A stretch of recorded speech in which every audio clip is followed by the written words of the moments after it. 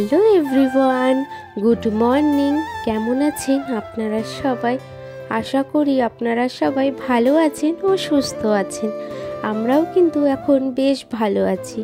আগের দিন আপনাদের সাথে শেয়ার করেছিলাম আমার শরীরটা কিন্তু সেরকম ভালো ছিল না, তো এখন ঠাকুরের ইচ্ছে মোটামুটি ভালো আছি। কিন্তু জানেন তো, বিপদ বলে না মধ্যবিত্তদের কখনো পিছু ছাড়ে না, ঠিক সেই রকমই কিন্তু আমার বাড়ির অবস্থা এখন ওই রকম। আমি একটু ভালো থাকলেও কিন্তু আমার বাড়িতে কেউ না সেরকম আর ভালো নেই। তো চলুন পরে এই সমস্ত নিয়ে কথা তো বলবোই, তো আগে নিজের পরিচয়টা আমি দিই। আমি তৃষা, আমার ছোট্ট একটি পরিবার তৃষা সিম্পল লাইফস্টাইলে আপনাদেরকে অনেক অনেক স্বাগত। আশা করি আজকের ভিডিওটা আপনাদের অনেক ভালো লাগবে, আর আপনাদেরকে জানাই অনেক ধন্যবাদ। কারণ কি, আপনারা যেভাবে আমার পাশে রয়েছেন আমি কখনো ভাবতেও পারিনি আপনারা আমার পাশে এইভাবে কিন্তু থাকবেন। তো চলুন, আজ হচ্ছে বুধবার, আর এখন ঘড়িতে বাজে ওই সকাল 6টা নাগাদ। এখন থেকে আপনাদেরকে সাথে নিয়ে আমার নতুন একটি ভিডিও শুরু করলাম। আর হ্যাঁ বন্ধুরা, আপনারা স্কিপ না করে পুরো ভিডিওটা দেখার অনুরোধ রইল। তো এই যে ঘুম থেকে উঠেই না আজকে বিছানাটা গোছাতে শুরু করে দিয়েছি। আজকে তাতানও কিন্তু আমার সাথে ঘুম থেকে উঠেছে।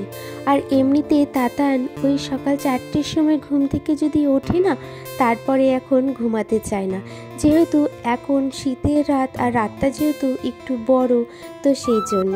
আর জানেন তো, ওর না শরীরটা না খুবই খারাপ। তাতানের একটাই সমস্যা, সেটা হচ্ছে ঠান্ডার দোষ। ওর না খুব তাড়াতাড়ি ঠান্ডা লেগে যায়, মানে একটু যদি 19 থেকে 20 হয় না, তাতেও কিন্তু ওর ঠান্ডাটা লেগে যায়। ওই যে আমার ঠান্ডা লেগেছিল, তারপরে কিন্তু ওর এইভাবে ঠান্ডাটা লাগছে বলার বাইরে। তো তাতানের পরে তাতানের পাপারও কিন্তু ঠান্ডাটা লেগে গেছে। তো বাড়ির মধ্যে সবারই কিন্তু ওই ঠান্ডা লেগে রয়েছে। আর একটা বাড়িতে যদি সবার যদি ঠান্ডা জ্বর থাকে, তাহলে বলুন বাড়ির অন্য মেম্বারদের সেভাবে কিন্তু মনের অবস্থা কীরকম থাকে। আর একদমই কিন্তু মনের দিক থেকে আমরা দুর্বল হয়ে পড়েছি।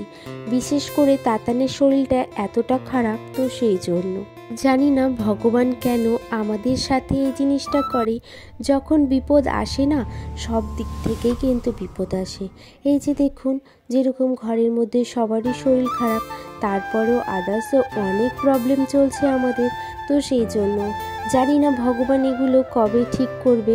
আর আশা করি ভগবানের ওপরে যে তাড়াতাড়ি সব কিছু কিন্তু সলভ করে দেবে। এই যে আমার না বিছানাটা গোছানো হয়ে গেছে, তারপরে আমি রান্নাঘরে চলে এসেছি।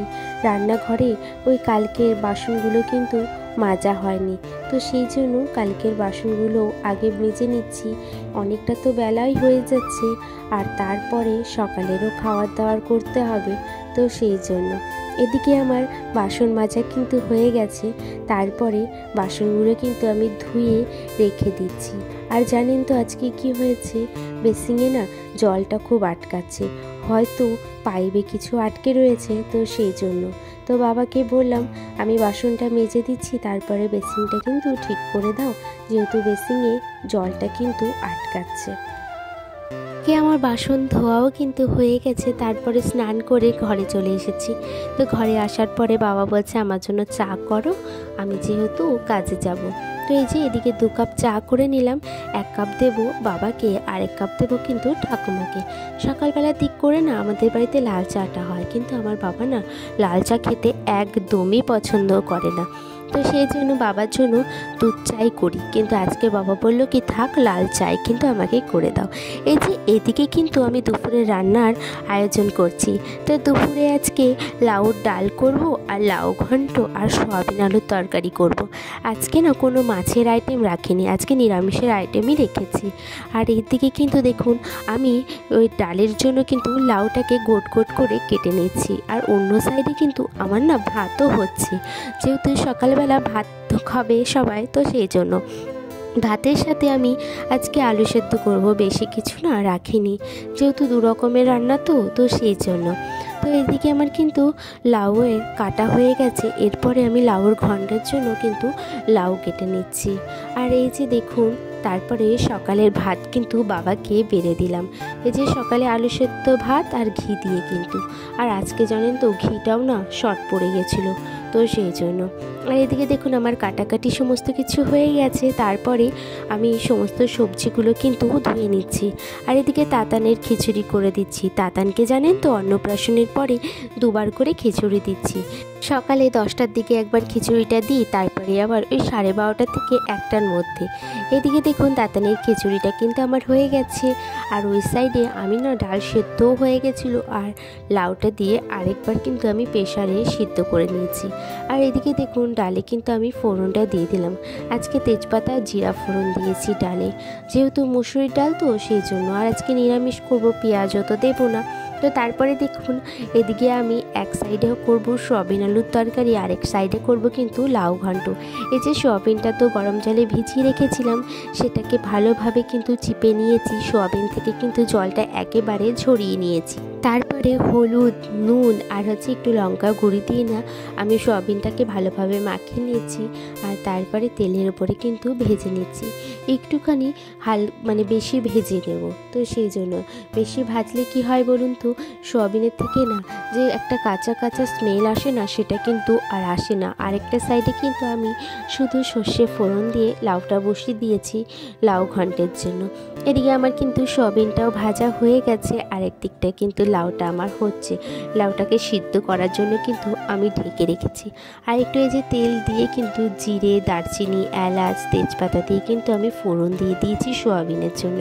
আলুটাও ছেড়ে নিয়েছি, আলুটা কিন্তু হালকা ভেজে নেব। ভেজে নিয়ে কিন্তু সমস্ত মশলা দিয়ে কিন্তু কষাবো। আর এদিকে দেখুন সয়াবিন করতে করতে কিন্তু আমার লাউ ঘন্টটাও হয়ে গেছে। এই যে আলুটা কিন্তু হালকা ভেজা হয়ে গেছে। তারপরে আমি হলুদ সমস্ত মশলা দিয়ে কষিয়ে কিন্তু আমি জল দিয়ে দিয়েছি। সেটা না আর দেখাতে পারিনি, কারণ কি কারেন্ট চলে গেছিলো। তো কারেন্ট চলে গেলে না আর ভিডিও করা যায় না, অন্ধকার থাকে তো রান্নাঘরটা, তো সেই জন্য। তারপরে আমি দেখুন বাসনগুলো ধুয়ে নিচ্ছি। এই বাসনগুলো ওই যে রান্নার পরে ছিল সেই বাসনগুলো। যারা এখনও পর্যন্ত আমার ভিডিওটা দেখছেন তাদেরকে কিন্তু অসংখ্য ধন্যবাদ আমার ভিডিওগুলোতে দেখার জন্য আর আমার কিন্তু পাশে থাকার জন্য। এইভাবেই কিন্তু আমার পাশে থাকবেন। আর জানেন তো আমি না পার ডে না ভিডিও দিতে পারি না, অসুবিধা হয়ে পড়ে। কারণ কি ছেলেকে সামলে এডিট করে নিজের সংসারটাকে সামলে না আর ভিডিওটা করা তো হয়, কিন্তু আমার এডিট করতে অনেকটা টাইম লেগে যায়। এটাই হচ্ছে সবথেকে বড় আমার সমস্যা। কারণ কি ওই একদিনে সমস্ত জিনিস কমপ্লিট করে ওঠা সত্যি পক্ষে আমার একদমই হয় না। নিজেরও তো একটু রেস্টের প্রয়োজন, তো সেই জন্য। এই যে দেখুন এইদিকে বললাম না আজকে বেসিনের মধ্যে জল জমছে, দেখলেনই তো বেসিনটা কি পরিমাণে জল জমে গেছিলো। সকালের দিকে না বাবা না ধুতে পারেনি, বাবা বলেছিল কাজের থেকে এসে বাবা স্নানের আগে কিন্তু বেসিনটা ঠিক করে দেবে। তো এই যে কিছুক্ষণ পরেই বাবা চলে আসবে, তারপরে কিন্তু বেসিনটা ঠিক হয়ে যাবে। এদিকে আমার বাসন ধোয়াও কিন্তু হয়ে গেছে। বাসনগুলো যেই শুকিয়ে গেছে না, তারপরে আমি সয়াবিন আলুর তরকারিটাও কিন্তু নামিয়ে নিয়েছি। আর বাসনগুলোকে বাসনের র্যাকে রেখে দিয়ে আমি একেবারে কিন্তু গ্যাসটা মুছে নিচ্ছি। আজকে আর না রান্না করতে হবে না, তাহলে আজকে কালকের কাজটা কিন্তু করে নিলাম। কালকে তাহলে অত বেশি কাজ থাকবে না। আমার কিন্তু গ্যাস মোছাও কিন্তু হয়ে গেছে।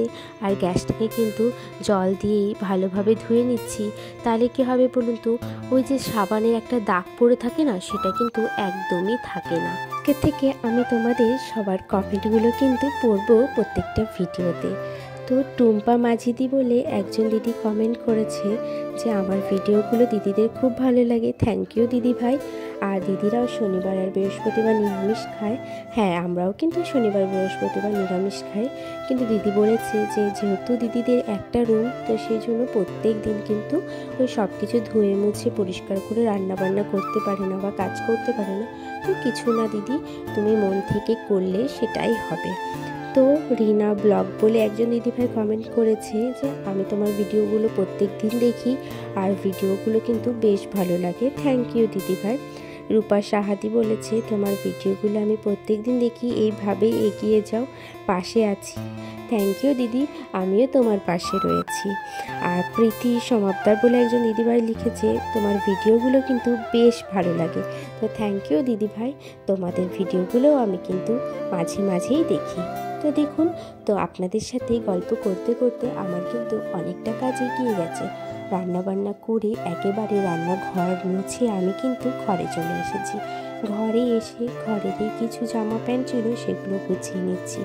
এই শাড়িগুলো দুদিন আগে আমি আমার পিসির বাড়ি গেছিলাম, তো সেই দিন পরেছিলাম। তো এসে না আর গোছানো হয়নি। ওই যে বললাম শরীরটা খুব খারাপ ছিল, তো ওই রেখেই দেওয়া হয়েছিল। তো আজকে ভাবলাম সময় যেহেতু আছে আর তাতান এখন ঘুমাচ্ছে, তো এই ফাঁকে কিন্তু আমি এই কাজগুলো শেষ করতে পারবো। তো এই যে আমি শাড়িগুলো গুছিয়ে নিচ্ছি, এরপরে কিন্তু আরও অনেক কাজ। তাতান যেহেতু ওপরে আছে, তো সেই জন্য তাতানকে কিন্তু ঘরে নিয়ে আসতে হবে, ওকে খাওয়ানোর আছে। তারপরে এই বিকেল টাইমটা না ওকে খাইয়ে দাইয়ে না একটুখানি আমি বাইরে নিয়ে যাই, ওকে কিন্তু একটুখানি বিকেলের দিকে ঘোরাই। তাহলে কি হবে বলুন তো, ওর কিন্তু মাইন্ডটা পুরো ফ্রেশ থাকবে, খিটখিটে করবে না। বাচ্চাদেরকে চেষ্টা করবেন একটু সকাল বিকেল দুবেলায় কিন্তু একটুখানি বাইরে বের করাতে, তাহলে ও বাইরে যেহেতু প্রকৃতির সমস্ত কিছু দেখে, তাহলে কিন্তু ওর মনটাও বেশ ভালো লাগবে। একটা আমরাও যেরকম সারাক্ষণ ঘরে থাকতে পারি না, সেই রকম বাচ্চারাও কিন্তু সারাক্ষণ ঘরে থাকতে পারে না। তো এই যে আমার কিন্তু জামা প্যান্টগুলো গোছানো হয়ে গেছে, আর এই যে শাড়িগুলো গুছিয়েছি, এগুলো প্রত্যেকটা জিনিসই কিন্তু আলমারিতে ঢোকাতে হবে। তো সেই জন্য এদিকে আমার সমস্ত জামা প্যান্ট কিন্তু গুছিয়ে এবারে আমি আলমারিতে ঢুকিয়ে দিচ্ছি। আলমারিতে না আমি একটা একটা করে র্যাক করেছি। যদি যেখানে জামদানি থাকবে সেখানে আমি জামদানি রাখি, যেখানে সিল্কের শাড়ি থাকে সেখানে সিল্কের শাড়ি, আর যেখানে সুতির শাড়ি থাকবে সেখানে সুতির শাড়ি। এইভাবে রাখলে না তাহলে তোমার বুঝতে খুব সুবিধা হবে যে কোন শাড়িটা কোন জায়গায় আছে।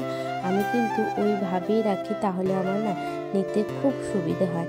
তারপরে এই যে দুপুর হয়ে গেছে, সেই জন্য সবাইকে খেতে দিয়ে দিয়েছি। এদিকে আমার খাওয়া দাওয়াও কিন্তু হয়ে গেছে, তারপরে বাসনগুলো কিন্তু আমি ধুয়ে নিচ্ছি। সবার লাস্টে আমি আর বাবা খেয়েছিলাম, তো সেই জন্য ঠাকুমাকে আগেই খেতে দিয়ে দিয়েছি, ঠাকুমার খাওয়া দাওয়া হয়ে গেছিলো। আর এদিকে আমি লাস্টে খেয়ে বাসন টাসন ধুয়ে একেবারে কিন্তু ঘরে চলে যাব। ঘরে গিয়ে কিন্তু এরপরে বিকেলের কাজটাও আমি আজকে করে রাখবো। শুয়ে পড়লে কিন্তু সন্ধে হয়ে যায়, তখন আর বিকেলের কাজটা করা যায় না। তো আজকের মতন ভিডিওটা আমি এখানেই শেষ করলাম।